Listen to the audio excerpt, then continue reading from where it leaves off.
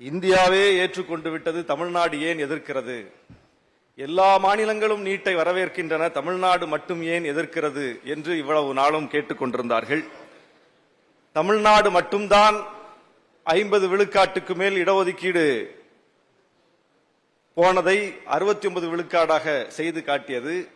இந்தி திணிப்பை எதிர்த்தது. முதல் அரசியலமைப்பு சட்ட திருத்தத்தை கொண்டு வந்தது.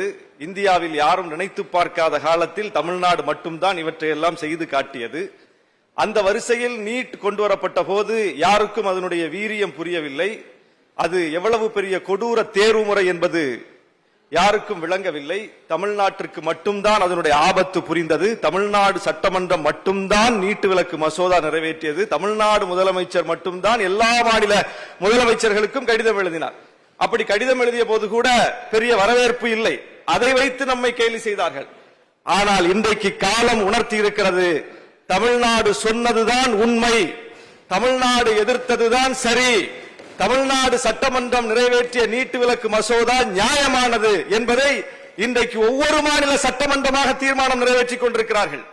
எனவே இது தமிழ்நாட்டினுடைய நியாயத்தை இன்றைக்கு அகில இந்திய அளவில் ஒரு மிகப்பெரிய புரிதலை ஏற்படுத்தி இருக்கக்கூடிய ஒரு சூழல். ஒத்திசைவு பட்டியலில் தான் கல்வி இருக்கிறது. மாநில பட்டியலில் இருந்த கல்வி நெருக்கடி நிலையை பயன்படுத்தி ஒன்றிய அரசு அதை ஒத்திசைவு பட்டியலுக்கு கொண்டு போனது. ஒத்திசையணும். ஒன்றிய அரசும் மாநில அரசும் ஒத்திசைந்தால் மட்டும்தான் கல்வி தொடர்பான ஒரு முடிவை எடுக்க முடியும். இது கல்வி தொடர்பான ஒரு முடிவு. நம்முடைய இசைவை கேட்காமலேயே, ஒத்திசையாமலேயே, ஒத்திசைவு ஏற்படாமலேயே ஒன்றிய அரசு தன்னிச்சையாக ஒரு முடிவை எடுத்திருக்கிறது. இதுவே முதலில் சட்டவிரோதம். இது அரசியலமைப்பு சட்டத்துக்கு எதிரானது. உச்சநீதிமன்றம் பல வழக்குகளில் தெளிவுபடுத்தி இருக்கிறது. நாடாளுமன்றத்திற்கும் சட்டமன்றத்திற்கும் சம அதிகாரம் இருக்கு. நாடாளுமன்றத்தில் ஒரு சட்டத்தை இயற்றுவதற்கு அதிகாரம் இருக்கிறது என்றால் சட்டமன்றத்திற்கு அந்த சட்டத்தை எதிர்ப்பதற்கு அதிகாரம் இருக்கிறது. அவர்கள் ஏற்றுக்கொள்கிறார்கள் என்றால் நாம் மறுப்பதற்கு நமக்கு அதிகாரம் இருக்கிறது.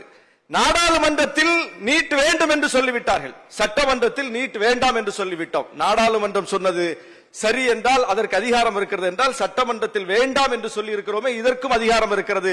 இதை ஏற்றுக்கொண்டாக வேண்டும். நாடாளுமன்றத்தில் இயற்றப்பட்டதை மட்டும் ஏற்றுக்கொள்வோம், சட்டமன்றத்தில் இயற்றப்பட்டதை ஏற்றுக்கொள்ள மாட்டோம் என்று சொல்வதும் சட்டவிரோதம். எனவே நாம் சட்டவிரோதமாக எதையும் சொல்லவில்லை, கேட்கவில்லை. சட்டத்துக்கு உட்பட்டு, நம்முடைய அதிகாரத்துக்கு உட்பட்டு கேட்கிறோம். எல்லாவற்றுக்கும் மேலாக அவர்கள் இவ்வளவு நாளும் சொல்லி வந்தது உச்சநீதிமன்றத்தினுடைய வழிகாட்டுதலில் செய்யப்பட்டிருப்பது. உச்சநீதிமன்றத்தினுடைய தீர்ப்பின் அடிப்படையில் செய்திருக்கிறோம். எனவே இதுல எங்களால ஒண்ணு செய்ய முடியாது. அதைத்தான் நம்முடைய அண்ணன் மாலி அவர்கள் இங்கே குறிப்பிட்டார். அந்த ஜல்லிக்கட்டு விஷயத்துல கூட உச்சநீதிமன்றத்தினுடைய தீர்ப்பு எப்படி இருந்தது, அதை மீறி நம்ம எப்படி செஞ்சோம். எல்லாவற்றுக்கும் மேலாக ஏதோ ஒன்றிய அரசு உச்சநீதிமன்றத்திற்கு மிகப்பெரிய மதிப்பு கொடுத்து உச்சநீதிமன்றம் சொன்னதெல்லாம் அப்படியே அடிபிசகாமல் பின்பற்றுவது போல ஒரு தோற்றத்தை ஏற்படுத்திக் கொண்டிருக்கிறார்கள். டெல்லி மாநில அரசுக்கு அதிகாரம் உண்டு என்று உச்சநீதிமன்றம் சொன்னது, அதை மீறி அவர்கள் சட்டம் இயற்றினார்கள் அதிகாரத்தை பறிப்பதற்கு.